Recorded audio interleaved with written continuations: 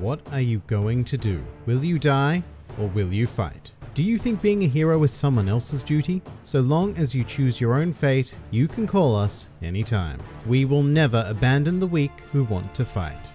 Hello and welcome to One Piece 101, the series that breaks down everyone and everything in the One Piece world. Today we are going to be delving into one of the most mysterious organizations within the series, the Revolutionary Army.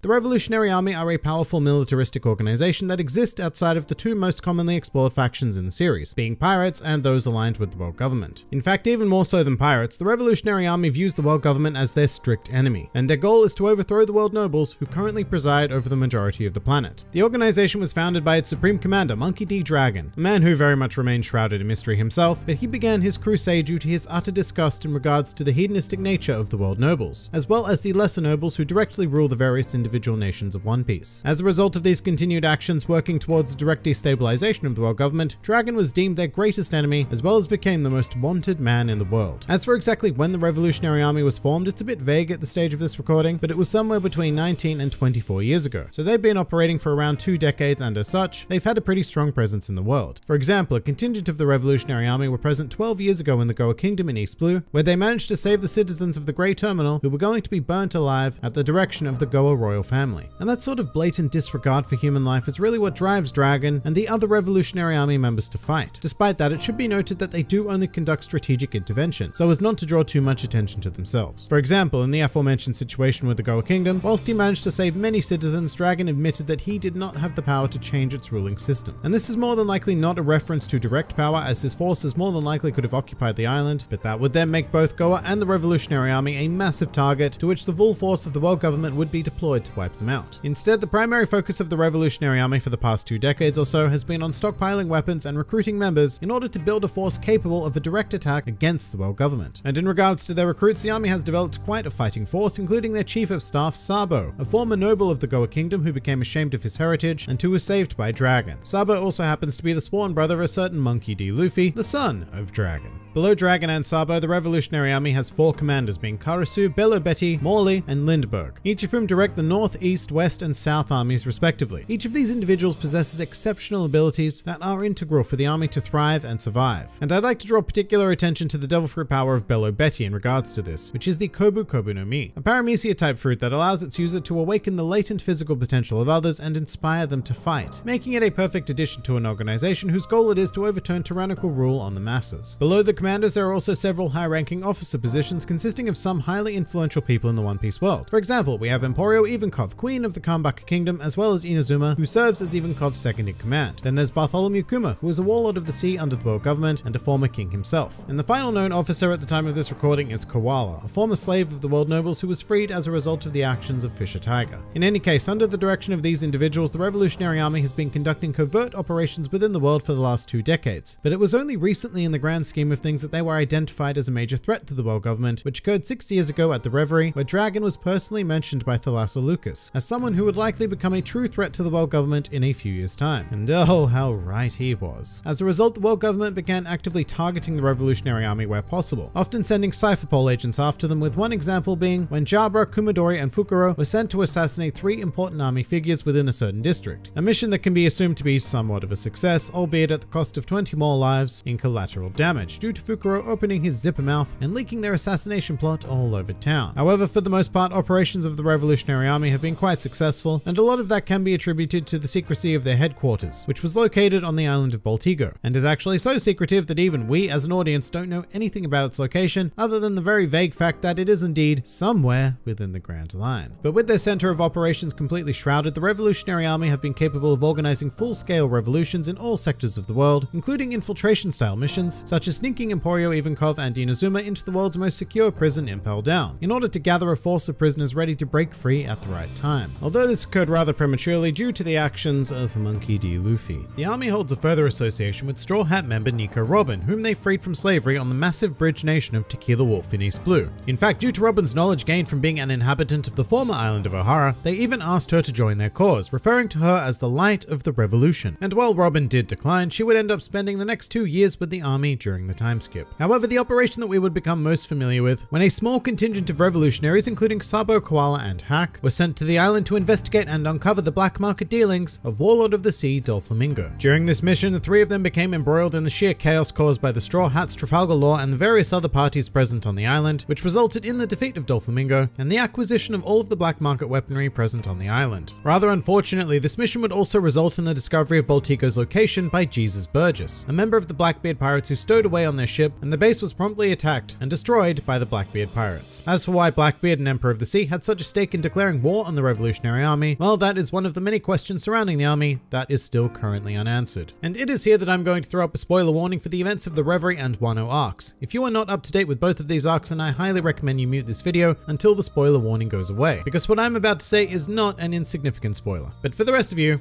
here we go. Following the destruction of Baltico, the location of Momoiro Island under the rule of Emporio Ivankov was chosen as the new base of operations for the army, who were planning an imminent attack on the upcoming Reverie. As such, the Revolutionary Army mustered its full forces and infiltrated the Holy Land of Marijois, with one of their primary goals being the rescue of their comrade Bartholomew Kuma. And on the fourth day of the Reverie, the army sprang into action, facing off directly against two admirals of the Marines, Fujitora and Ryokugyu. And at the time of this recording, the outcome of that battle, as well as the fate of the Revolutionary Army in general, is unknown. Some more fun facts about the Revolutionary Army. Despite having the world government as a mutual enemy, revolutionaries and pirates rarely cooperate, and in fact on many occasions pirates are also seen as enemies of the army due to the general tyranny that they cause the citizens of the world. With that said, there have been situations in which they have joined forces with pirate factions should it be in the interests of accomplishing their goals. Dragon's influence over the Revolutionary Army can be clearly seen in their official flag, which displays a dragon in between the letters R and A, although it should be noted that in the past they had been identified by a simple red triangular flag. And finally, a truly useless fact. The Revolutionary Army is actually so widespread that it even has its own non-canon member, being Reyes Max, a gambler who was imprisoned by Gil Tesoro in One Piece film gold. But that pretty much does it for the Revolutionary Army. If you enjoyed this video and the content this channel produced in general, then please do consider donating to the Grand Line Review Patreon, because the support of all of you amazing people is what continues to make this channel possible. Also, do check out my Teespring store if you're interested in shirts, hoodies, and other miscellaneous items, with the proceeds going directly to support the channel as well. And if you'd like to join the fun at any time, then please do head over to my Discord server, where a wide array of shenaniganry takes place on a daily basis. And finally, please do comment with who, what, or where you'd like to see featured in the next One Piece 101.